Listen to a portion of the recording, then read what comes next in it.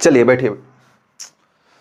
Offline class में पढ़ाने का यही दिक्कत है, जैसे ही आओ लगता है कि जैसे क्लास में इनकी है, बैठो बैठो बैठो। चलिए खैर, ऑनलाइन पढ़ा रहे हैं आप लोग को, तो यहाँ पे कोई है ही नहीं जिसको बैठने के लिए बोले। चलो बच्चों, तो हम लोग पढ़ रहे हैं 12th के लिए इंपॉर्टेंट डेरिवेशंस, जनरली 5 मार्क्स वाले क्वेश्चंस हैं, है ना।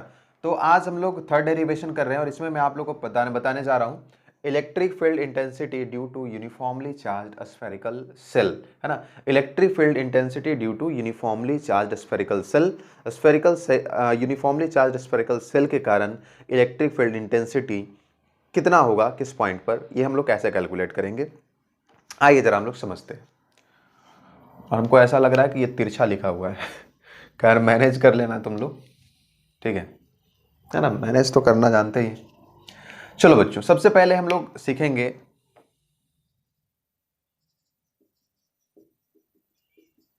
Electric field due to uniformly charged conducting sphere और स्फेरिकल सेल, है ना। यूनिफॉर्मली चार्ज कंडक्टिंग स्फीयर हमने इसलिए कहा, कंडक्टिंग सॉलिड स्फीयर इसको आप बोल लो, कंडक्टिंग सॉलिड स्फीयर और स्फेरिकल सेल। देखो, स्फीयर और स्फेरिकल सेल दोनों का एक ही होगा, एक ही में हमने इसलिए लिखा क्योंकि चाहे वो कंडक्टिंग सॉलिड स्फीयर होगा, देखो सपोज कर लो ये कंडक्टिंग सॉलिड स्फीयर है या स्फेरिकल सेल है, मतलब अंदर से भरा हुआ है या अंदर से खाली है, खोखला है, दोनों ही सिचुएशन में अगर आप इस पे चार्ज देंगे तो चार्ज कहाँ पे रहेगा, इसके सरफेस पे रहेगा, तो बात दोनों क्या हो गया, इक्वल हो गया, है ना।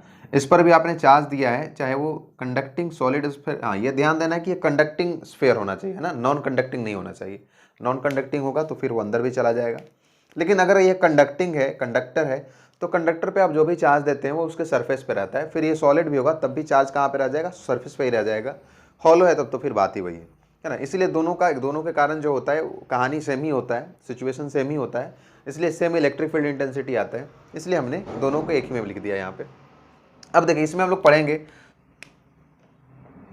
एट एक्सटर्नल पॉइंट, है ना। अगर सपोज कर लो कोई एक्सटर्नल पॉइंट है, ये इसका रेडियस तो r है, और मान लो कि एक्सटर्नल पॉइंट है P, ये पॉइंट P है और P पॉइंट पे आपको इलेक्ट्रिक फील्ड इंटेंसिटी कैलकुलेट करना है ना। तो इसके लिए आप लोग क्या करोगे, गॉसियन सरफेस एक लोगे, गॉस थ्योरम से हम लोग कैलकुलेट करेंगे, तो आपको क्या लेना पड़ेगा, गॉसियन सरफेस लेना पड़ेगा। ध्यान से देखो यहाँ पे समझो,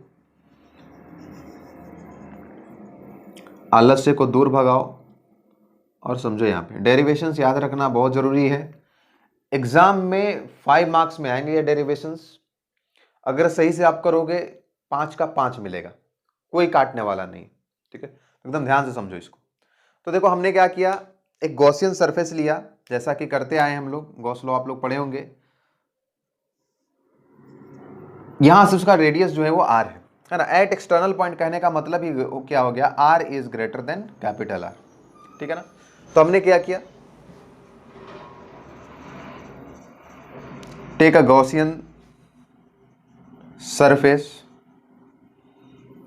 ऑफ रेडियस r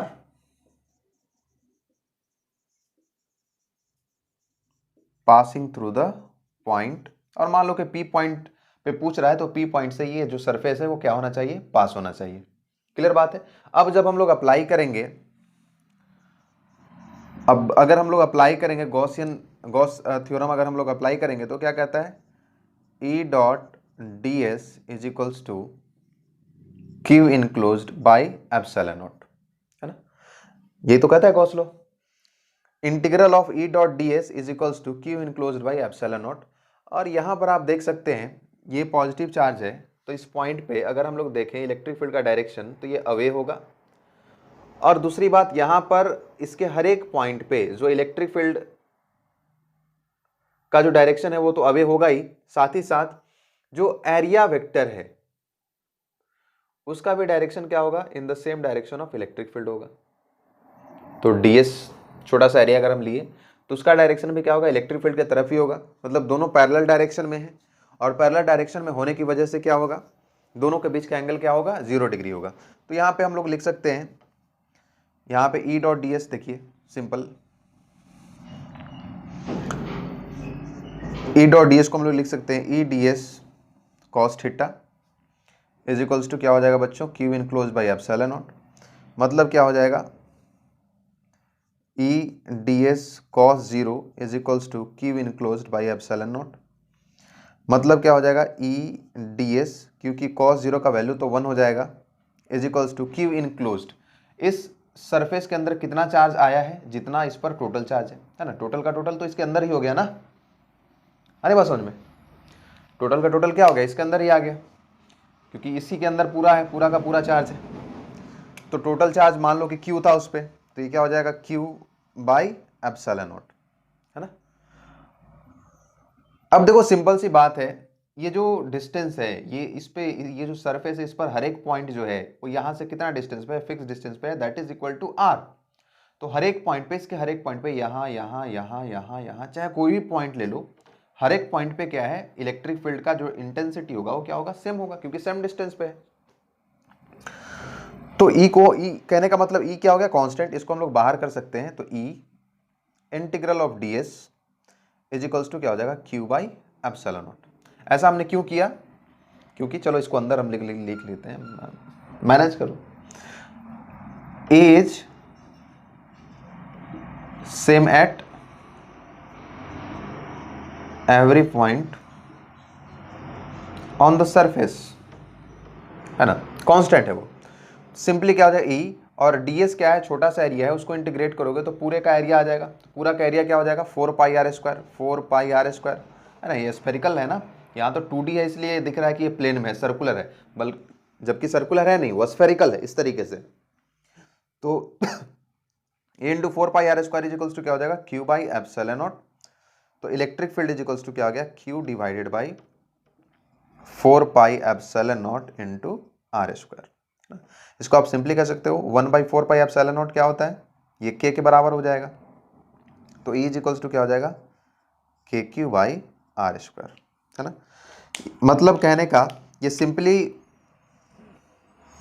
उस तरीके से हुआ कि एक चार्ज जो है, जितना मान लो कि इस पर Q चार्ज है, तो Q चार्ज कहाँ पे एस्टैब्लिश है, सेंटर पे एस्टैब्लिश है, और यहाँ का जो डिस्टेंस, यहाँ पे जो इलेक्ट्रिक फील्ड कैलकुलेट करना है P पे, तो यहाँ से यहाँ तक का डिस्टेंस क्या है, R है।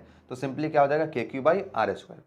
तो जरा इसको समझिए, एक्सटर्नल पॉइंट के लिए अगर आप स्फेयर का, कंडक्टिंग सॉलिड स्फेयर का, या जो हॉलो स्फेयर है उसके कारण अगर आप इलेक्ट्रिक फील्ड कैलकुलेट करना चाहते हैं एक्सटर्नल पॉइंट पे, तो उसको आप ट्रीट कर सकते हो कि उसके सरफेस पर जो चार्ज है वो कहाँ पर है, सेंटर पे है, एक पॉइंट चार्ज की तरह उसको ट्रीट करके आप बना सकते हैं, क्योंकि देखो एक्सप्रेशन भी वही आ गया, है ना। हमने गॉस थ्योरम से भी बनाया तो एक्सप्रेशन वही आ गया।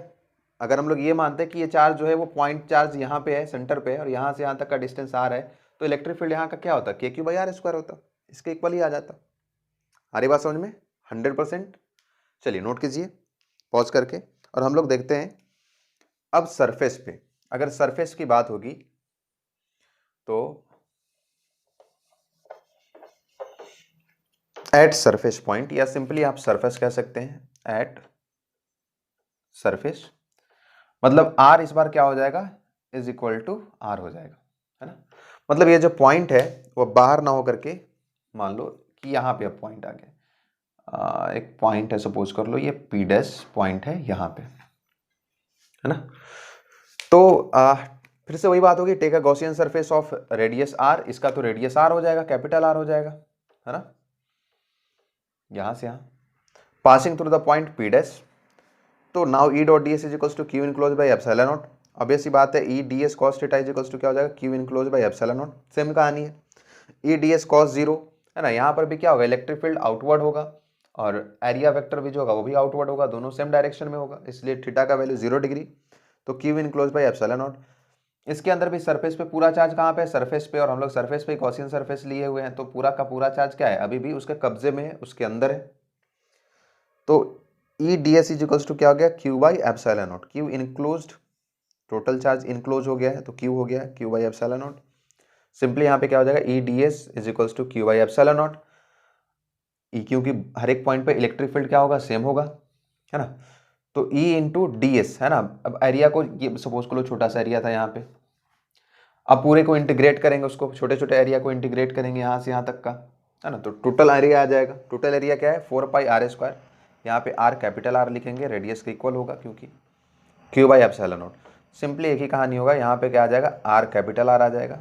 तो ये क्या हो गया, के क्यू बाई आर स्क्वायर हो गया, है ना। सरफेस के लिए भी ये बिल्कुल उसी तरह से आया कि अगर एक चार्ज यहाँ पे होता, सपोज को लो क्यू चार्ज यहाँ पे होता और यहाँ पर हमको इलेक्ट्रिक फील्ड कैलकुलेट करना था, तो के क्यू बाई आर स्क्वायर, के क्यू बाई आर स्क्वायर आ गया। तो सरफेस के लिए भी या आउटसाइड पॉइंट के लिए भी आप मान सकते हैं कि वो चार्ज कहाँ पे सिचुएटेड है, सेंटर पे सिचुएटेड है, ऐसा मान सकते हैं, ऐसा एज्यूम कर सकते हैं, क्योंकि एक्सप्रेशन क्या आ रहा है, सेम आ रहा है। क्लियर बात है। चलिए इसको भी पॉज करके आप नोट करेंगे। और वही अगर बात आती इंटरनल पॉइंट पे, अंदर के किसी पॉइंट पे आती, तो इंटरनल पॉइंट के लिए हम लोग जरा समझेंगे। Eight internal point